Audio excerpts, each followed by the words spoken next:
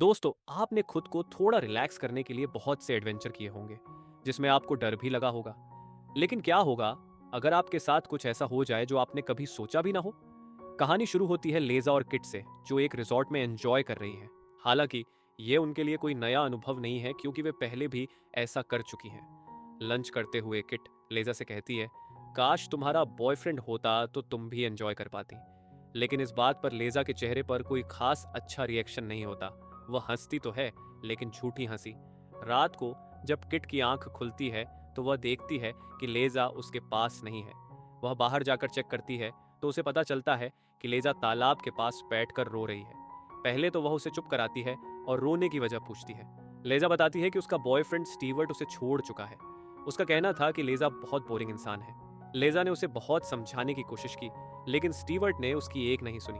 अपनी दोस्त को उदास देखकर किट उसे क्लब ले जाती है ताकि उसका मूड फ्रेश हो सके। क्लब में उनकी मुलाकात हेनरी और पॉल नाम के दो लड़कों से होती है। हालांकि वे दोनों काफी नशे में थे, इसलिए ज्यादा बातचीत नहीं हो पाई। अगले दिन वे उनसे फिर मिलते हैं। हेनरी और पॉल लेज़ा और किट को अपने वीकेंड प्लान के बारे में पूछते हैं। इन लड़कियों का कोई खास प्लान नहीं था। हेनरी उन्हें एक खास एडवेंचर एक्टिविटी के बारे में बताते हैं। यह एक्टिविटी हर साल आयोजित की जाती है, जिसमें इंसान को एक केज में बांधकर समुद्र के अंदर भेजा जाता है। वहां से वह शार्क को करीब से देख सकते हैं। इसमें डर और रोमांच दोनों का मजा मिलता है। हेनरी और पॉल की बात सुनकर लेज़ा थोड़ी डर जाती है, क्योंकि उसे ऐसी चीजें बिल्कुल पसंद नहीं थी। वह किट से थोड़ा समय मांगती है ताकि सोचकर जवाब दे सके। होटल लौटने पर किट उसे समझाती है कि इसमें बहुत मजा आएगा। पूरी रात सोचने के बाद लेज़ा आखिरकार इसके लिए हाँ कर देती है। अगले दिन वे चारों उस जगह पहुंचते हैं जहां से उन्हें एक छोटी नाव के जरिए बड़ी नाव तक ले जाया जाता है। लेज़ा अभी भी डरी हुई थी, लेकिन वह इसे किसी को नहीं दिखा रही थी। बड़ी नाव पर पहुंचने के बाद वे देखते हैं कि वह केज जिसमें उन्हें जाना है तैयार है। नाव समुद्र के बीच में जाकर रुक जाती है। हेनरी और पॉल पहले पानी में उतरते हैं। कुछ ही देर बाद वहां शार्क नजर आने लगती है। शार्क को इतने करीब से देखना डरावना और रोमांचक था। लेज़ा को अभी भी डर लग रहा था। वह नाव के कोने में जाकर बैठ जाती है। किट उसे समझाती है, अगर तुमने ये कर लिया तो स्टीवर्ट या कोई और तुम्हें बोरिंग नहीं कहेगा। किट की बात सुनकर लेज़ा खुद को तैयार कर लेती है। हेनरी और पॉल केज में उतरते हैं। उन्हें देखकर लेज़ा को थोड़ा हौसला मिलता है। टेलर नाम का इंस्ट्रक्टर उन्हें निर्देश देता है, अगर ऑक्सीजन 20% से नीचे चली जाए तो तुरंत मुझे बताओ, मैं तुम्हें ऊपर खींच लूंगा। वह भरोसा दिलाता है कि सब कुछ ठीक रहेगा। लेज़ा हेनरी का कैमरा ले लेती है ताकि नीचे जाकर कुछ फोटो खींच सके। इसके बाद दोनों लड़कियां केज में उतरने के लिए तैयार हो जाती हैं। इस दौरान जल्दबाजी में उनके हाथ से वह कैमरा गिर जाता है, लेकिन वे इस बात पर ज्यादा ध्यान नहीं देते और पल को एंजॉय करने लगते हैं। तभी अचानक उन्हें एक झटका महसूस होता है। उन्हें पता चलता है कि उनकी वायर स्लिप हो गई है। इस वजह से लीजा को डर लगने लगता है। वह तुरंत किट से कहती है कि उसे ऊपर चलने को कहे। किट टेलर से संपर्क करती है, जो तुरंत उन्हें ऊपर खींचने लगता है। लेकिन तभी एक हादसा हो जाता है। उनकी सपोर्ट क्रेन की दोनों वायर टूट जाती है, जिससे उनका केज सीधे समुद्र की गहराई में गिर जाता है। ये गहराई करीब 47 मीटर थी। इससे भी ज्यादा खतरनाक बात यह थी कि केज का गेट उनके गिरने की वजह से पूरी तरह लॉक हो चुका था। झटके की वजह से दोनों को हल्की चोटें आती हैं और वे बेहोश हो जाते हैं। थोड़ी देर बाद किट को होश आता है। वह सबसे पहले अपने चारों ओर शार्क को देखने की कोशिश करती है और फिर लीजा को होश में लाने की कोशिश करती है। लीजा बहुत ज्यादा डरी हुई थी। पहले से ही उसे यहां आने में डर लग रहा था और अब यह हादसा होने के बाद वह सदमे में चली गई थी। किट उसे समझाती है, अगर तुम पैनिक करोगी तो तुम्हारी ऑक्सीजन जल्दी खत्म हो जाएगी। आराम से सांस लो और परेशान मत हो, मैं कुछ करती हूँ। किट बाहर जाने का रास्ता देखती है, लेकिन उनके रास्ते में क्रेन अटकी हुई थी। उसे हटाने के लिए किट को केज से बाहर जाना होगा। अगर वह ऐसा नहीं करती तो वे नीचे ही मारे जाएंगे। टेलर से संपर्क टूट चुका था, इसलिए उनके पास कोई और विकल्प नहीं था। किट फैसला करती है कि वह बाहर जाएगी। वह अपनी ऑक्सीजन टैंक को केज के अंदर रख देती है ताकि उसे बाहर जाने में आसानी हो। लेकिन बाहर निकलते वक्त उसका मास्क फंस जाता है। उसे अपना मास्क भी उतारना पड़ता है। बाहर आते ही वह तुरंत मास्क पहन लेती है। किट और लीजा मिलकर क्रेन को हटाने की कोशिश करती है। बहुत मेहनत के बाद वे क्रेन को हटा देती हैं और केज का गेट खुल जाता है। अब उनके पास दूसरा काम था, टेलर से संपर्क बनाना। इसके लिए किट को थोड़ा ऊपर जाना होगा। वह लीजा से कहती है, तुम यहीं रहो, यह जगह सुरक्षित है, मैं ऊपर जाकर मदद बुलाती हूँ। किट ऊपर जाती है और नेटवर्क पाकर टेलर से संपर्क करती है। टेलर उसे समझाता है कि वह घबराए नहीं और वापस केज में चली जाए। वह कहता है, हम एक आदमी को वायर के साथ नीचे भेज रहे हैं, वह तुम दोनों को ऊपर ले आएगा, लेकिन ध्यान रखना जब तक वह न आए केज से बाहर मत निकलना। किट वापस केज में आती है और लीजा को सब कुछ बताती है। यह सुनकर लीजा खुश हो जाती है।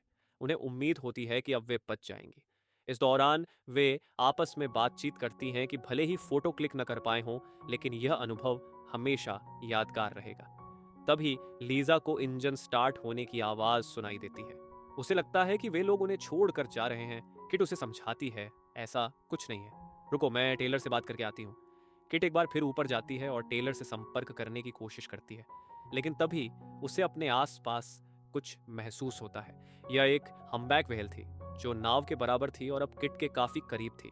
किट तुरंत वापस केज की ओर भागती है क्योंकि अकेले रहना खतरनाक हो सकता था।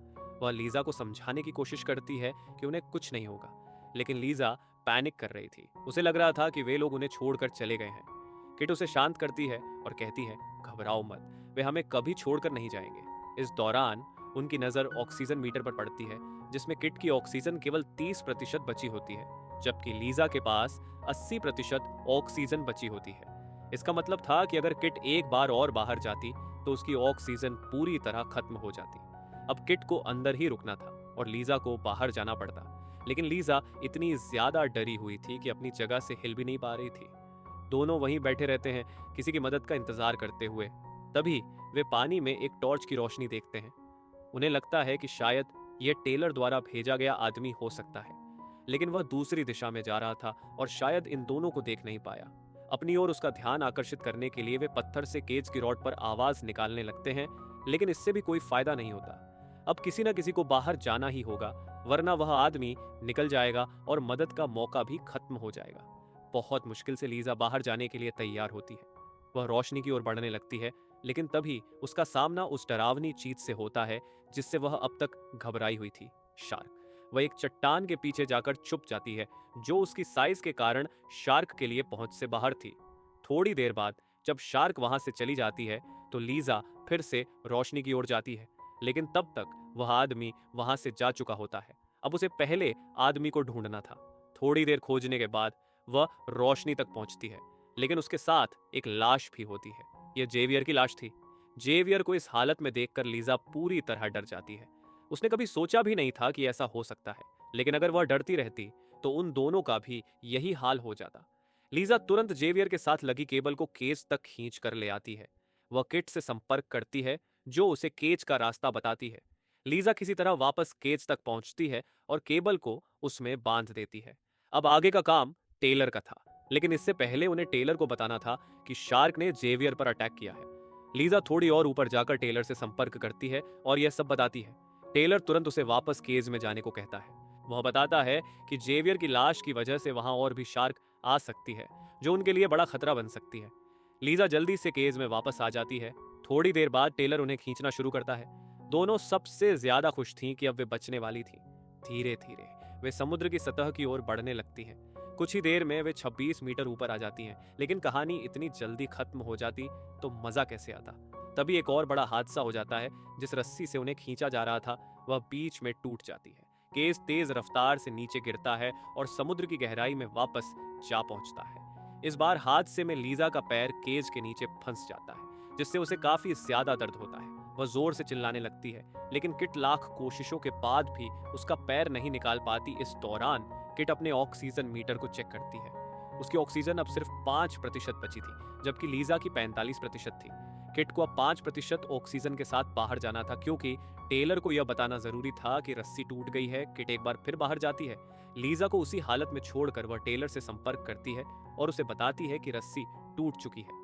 टेलर उन्हें हिम्मत रखने को कहता है और बताता है कि वह उनके लिए नीचे ऑक्सीजन सिलेंडर फेंक रहा है। किट तुरंत वापस केज में लौट आती है। अब दोनों एक दूसरे का हाथ पकड़कर बैठ जाती हैं। ऐसी स्थिति में हिम्मत रखना ही सबसे बड़ी जरूरत होती है। दोनों एक दूसरे को हौसला देती रहती हैं। थोड़ी देर बाद उन्हें ऊपर से ऑक्सीजन सिलेंडर गिरते हुए दिखाई देता है। इसे लेने के लिए किट को फिर से बाहर जाना पड़ता है, लेकिन इस बीच उसकी ऑक्सीजन खत्म हो जाती है। उसे वहीं बाहर ही अपना सिलेंडर बदलना पड़ता है। इस दौरान लीजा को कुछ दिखाई देता है। यह ऑल में एक शार्क थी जो उनकी तरफ आ रही थी, इसलिए वह फौरन किट को कहती है कि वह वहीं उसके पास वाली चट्टान के पास छुप जाए। वह तुरंत ही वहां बैठ जाती है और उसकी ऊपर से वह शार्क गुजर जाती है। अब पहले तो वह अपना सिलेंडर चेंज करती है ताकि जल्दी से केज में आ सके। इतनी गहराई में किसी चीज को खोलना आसान नहीं होता, जिससे उसे थोड़ी दिक्कत भी होती है। जैसे तैसे वह दूसरे सिलेंडर को अटैच कर लेती है। लेकिन यहाँ पर उन्हें एक बात का ध्यान रखना होगा, जैसे कि टेलर ने बताया था। दूसरे सिलेंडर पहनने के कुछ देर बाद उन्हें नाइट्रोजन की दिक्कत आएगी, क्योंकि पहले और अब वाले सिलेंडर में ऑक्सीजन का मिश्रण अलग अलग होगा। इसी वजह से उन्हें कुछ भ्रम भी हो सकता है, जो शायद हकीकत न हो। किटकेस की तरफ बढ़ने लगती है, लेकिन तभी वहां पर वह शार्क दोबारा आती है और उसे ऐसे ही निगल जाती है। अब यह सब देखकर लीजा पूरी तरह से सहम गई थी। उसे कुछ समझ ही नहीं आया कि अल में अभी अभी उसके साथ क्या हुआ। लेकिन सच्चाई यही थी कि अब सिर्फ लीजा बची थी, जिसका पैर पहले से ही केस के नीचे फंसा हुआ था। वह इतने डर के कारण कुछ देर तक रिएक्ट नहीं करती, क्योंकि उसे यकीन ही नहीं हो रहा था कि किट उसकी आंखों के सामने मर गई। धीरे धीरे उसकी ऑक्सीजन भी खत्म हो रही थी, इसलिए वह छड़ी की मदद से बाहर पड़े ऑक्सीजन सिलेंडर को अपने करीब लाने की कोशिश करती है। लेकिन वह अभी भी उससे दूर था। यहाँ उसकी ऑक्सीजन लेवल भी अब तेजी से खत्म हो रही थी। तब तक उसे वह सिलेंडर मिल जाता है और वह उसे लगा लेती है और लंबी सांस लेती है। लेकिन इसके आगे वह क्या करेगी? उसका पैर भी अटका हुआ है। तभी एक चमत्कार होता है, उसके सामने किट आ जाती है, जो कि अभी भी जिंदा है। वह बहुत ज्यादा खुश होती है और उसे गले लगा लेती है, क्योंकि अब वही है जो उसकी जान बचा सकती है। सबसे पहले तो वह उसके पैर को बाहर निकालती है, फिर वह उसे लेकर ऊपर जाना शुरू कर देती है, क्योंकि अब उन्हें ऊपर अकेले ही जाना है। और टेलर उन्हें इंस्ट्रक्शन दे रहा होता है कि तुम लोगों को बीच में थोड़ा सा रुकना पड़ेगा, वरना तुम्हारे ब्रेन में बबल बन जाएगा। इसलिए थोड़ी ऊपर जाने के बाद एक जगह पर रुक जाते हैं, जिसे टेलर ने नीचे भेजा था। वह जगह यहाँ रुके हुए वह चारों ओर देखती है, तो उन्हें आसपास अब 3 शार्क दिखती हैं। वह पूरी तरह से घिर चुकी हैं। अब उन्हें ऊपर जाना ही होगा। सबसे पहले तो वह इंतजार को फ्लेयर से डराने की कोशिश करती है, जिससे 2 तो चली जाती हैं, लेकिन एक अभी भी यहीं थी।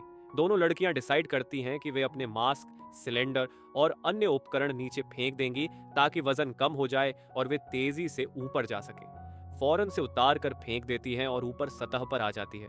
उन्हें देखकर बाकी लोग बहुत खुश होते हैं और जल्दी से उन्हें अपनी तरफ खींचने लगते हैं, जिसके बाद उन्हें बोट पर खींच लिया जाता है। लेकिन उसी मौके पर एक शार्क आकर किट के पैर को पकड़ लेती है और खींचकर पानी में ले जाती है। लेकिन किट हार नहीं मानती। वह उसकी आंखों पर वार करती है, जिससे वह दर्द में आकर उसे छोड़ देती है।